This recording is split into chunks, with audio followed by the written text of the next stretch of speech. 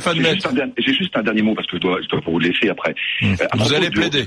Le cœur du rôle, à mon avis, d'une association de lutte contre le racisme, c'est de lutter contre les vrais cas de vrai racisme. Et chacun sait qu'il y en a. Il y a des gens qui souffrent et qui sont ostracisés en raison de leur couleur de peau. Et c'est pas simplement vrai d'ailleurs à l'égard des immigrés. Vous savez, moi j'ai défendu en juin dernier une jeune femme qui s'est fait chasser en une nuit de son quartier, du quartier où elle habitait, en se faisant traiter de sale blanche. Bon, eh bien moi je crois que le cœur de l'action d'une association antiraciste... Mais rejoignez la LICRA, mon cher, c'est ce que nous faisons tous les jours. Oui, mais là en l'occurrence, je n'ai eu le soutien d'aucune association. Vous n'avez pas frappé à la bonne porte, je vous donne le numéro de téléphone de la LICRA. Non mais c'est vrai, Maître Jakubowicz, vous avez été, à mon avis, un des premiers à parler du racisme anti-blanc dans une association antiraciste. C'est vrai ou pas ça? Écoutez, moi je sais pas si j'ai été un des premiers, je pense même être le premier, mais oui, c'est une réalité. Mais attendez, Maître, pardon, une seconde, Stéphane Maître. Me dites pas, Maître Jakubowicz, me dites pas qu'à la LICRA, quand vous faites une sortie sur le racisme anti-blanc, me dites pas que vos militants, ils sont tous contents, ils applaudissent, ils disent ah chouette, etc.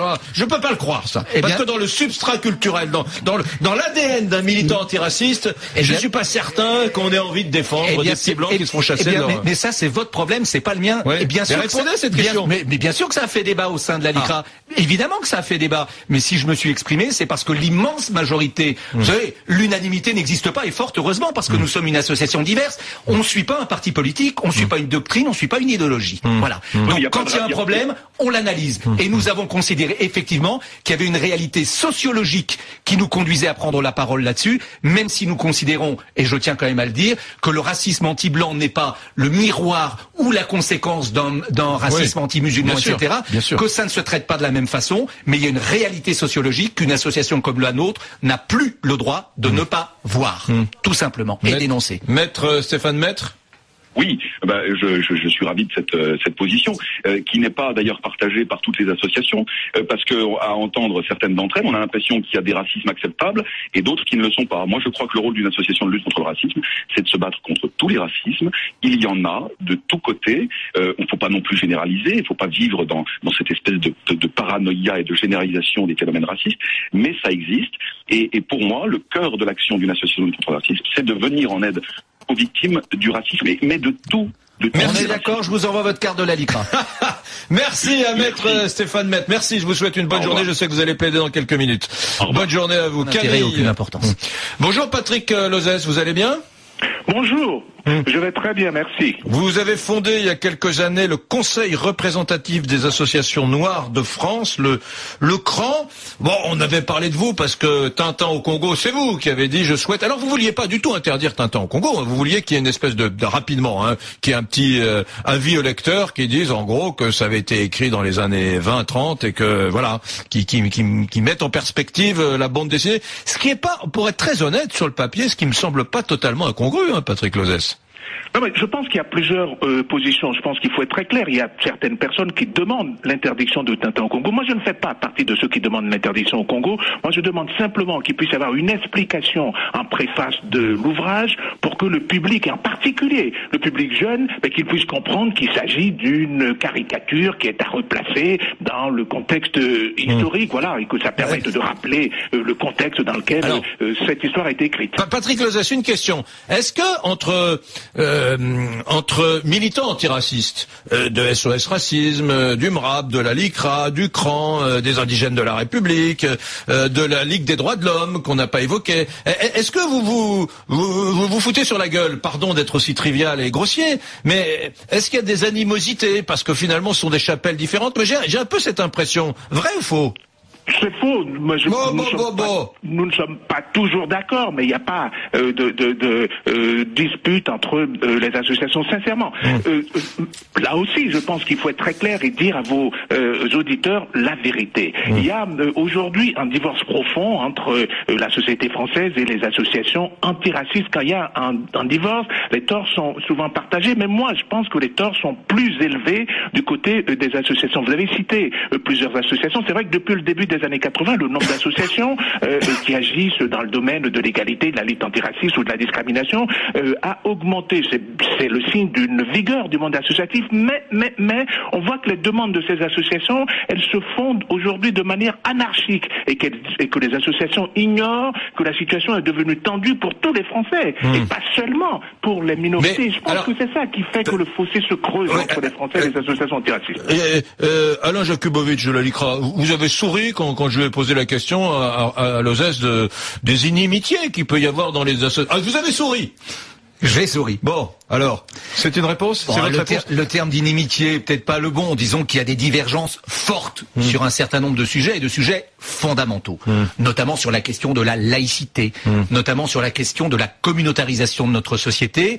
Et c'est vrai que nous ne voyons pas d'un bon œil poindre des associations que nous qualifions de communautaristes. La LICRA est une association universaliste. C'est très compliqué à porter. Ouais. Et si demain il y a une association qui se fait pour défendre tel particularisme, telle communauté, nous considérons que c'est contraire aux traditions et aux valeurs du mouvement antiraciste. Et si on parlait une seconde d'associations antiracistes et de politique. Tout à l'heure, je vous ai demandé s'il y avait de la place dans le mouvement antiraciste pour des militants qui sont des gens engagés politiquement à droite. Vous avez dit oui, bon, très bien, j'en prends acte. Deuxième question, il y a quand même des associations, je pense à SOS Racisme dans les années 80, qui ont été des instruments du pouvoir politique. Écoutez, enfin, c'est l'histoire d'une période, voilà, et d'une période qui évidemment est révolue. Voilà, on a souvent considéré que le militantisme antiraciste, que l'humanisme était à gauche. Pourquoi? Parce que la droite, vous n'avez pas le monopole du cœur, phrase prononcée par Giscard il y a 20 ans. Le vous s'adressait pas à vous. Mais tout cela est évidemment absurde. Mais c'est un héritage pour les militants antiracistes que nous sommes de ma génération. Le monde était très simple, il était binaire. D'un côté, il y avait les victimes. Les victimes, c'était les gentils. C'était qui? C'était ceux qui appartenaient à une minorité. C'était les Noirs, les Arabes, les Juifs, les musulmans, les homosexuels, les handicapés, etc. On appartenait à une minorité, on était victime. Et le méchant, c'était qui? C'était le blanc, de droite, plutôt chrétien, qui était plutôt citadin, plutôt nanti, etc. Et c'est une vision dans laquelle nous avons été formatés, il faut bien le reconnaître. Mais tout cela a explosé. On n'acceptait pas l'idée qu'un noir puisse être raciste, qu'un juif puisse être raciste, qu'un musulman puisse être antisémite. Bon. Or, la réalité de notre société aujourd'hui, c'est ça. Le pire des racismes aujourd'hui, c'est un racisme intercommunautaire. C'est pas les blancs contre les autres. C'est les noirs contre les beurs contre les feuges, etc. Ouais. Ça, c'est une donnée nouvelle de notre société. Et pour le monde antiraciste, et je veux aller jusqu'au bout, pour le monde antiraciste, de se dire, mais on peut être effectivement appartenir à une minorité et être raciste, c'est une révolution culturelle. Certains n'ont pas réussi à la faire. Nous, à la LICRA, nous voulons voir la société telle qu'elle est, elle n'est pas toujours très belle, et c'est vrai que trop longtemps, on a regardé la société telle que nous la rêvions. Ramadan, sur le second point, la Ligue internationale contre le racisme et l'antisémitisme est née en 1927. À l'époque où il s'agissait d'accueillir des réfugiés, oui, toujours des réfugiés dans notre beau pays, qui fuyaient l'antisémitisme de l'Europe centrale et de l'Europe de l'Est. Non mais attendez, laissez-moi aller jusqu'au bout. Voilà. Ce que nous considérons immédiatement après la guerre, on a bien vu que les victimes du racisme n'étaient plus principalement les Juifs, et qu'il y a eu la décolonisation, que c'était les musulmans, que c'était les arabes, que c'était les noirs. Pour autant, nous n'avons pas renoncé à nos racines. Parce que, madame, l'antisémitisme a une histoire qui est différente, une logique qui est différente, qui vient d'ailleurs d'un antisémitisme qui à l'époque était religieux. C'était avant Vatican II. C'était effectivement le mythe du juif déicide. Il s'agit de deux mots il n'y a pas de hiérarchie. L'antisémitisme n'est pas plus grave que le racisme et le racisme que l'antisémitisme. Mais ils ne se combattent pas avec les mêmes moyens. Et d'ailleurs, les antisémites ne sont pas souvent les mêmes que les racistes et inversement. Regardez d'ailleurs. C'est vrai que l'antisémitisme, on a toujours l'impression qu'il est théorisé, contrairement à l'islamophobie qui est plus éruptive. Regardez les efforts que fait la présidente d'un mouvement d'extrême droite, car c'est un mouvement d'extrême droite actuellement. Qu'est-ce qu'elle essaye de faire? De se départir de l'antisémitisme de son prédécesseur pour mieux attirer le chaland vers le racisme anti-musulman. Eh bien, c'est un signe qu'effectivement, on est sur des données qui sont des données différentes. Pour moi, le nouveau discours de Marine Le Pen, puisque vous en parlez, c'est juste à l'heure. Pour moi, c'est juste à l'heure. Elle est juste en train de faire semblant de dire des choses. Quand je l'écoutais sur je sais plus si c'était dans les GG ou chez Brunet, quelqu'un disait qu'en clôture de l'université d'été du FN, Marine Le Pen avait dit que elle allait s'occuper des minorités et que, enfin voilà. Donc pour moi, le discours de nous sommes est le même que son père, sauf que elle sait très bien parler et on cherche à vous joindre, Ramata. Vous avez un double appel, Ramata. Hein. Oui, j'ai vu une photo sur Internet il y a 2-3 jours. On voyait Gollnisch et Jean-Marie Le Pen avec trois beurres et faire un signe qui était, je pense, il me semble, hein, une référence à un sketch de Dieudonné. On m'a expliqué ça. La quenelle. La quenelle, oui, voilà. Ouais. Et je me suis dit, c'est quand même curieux.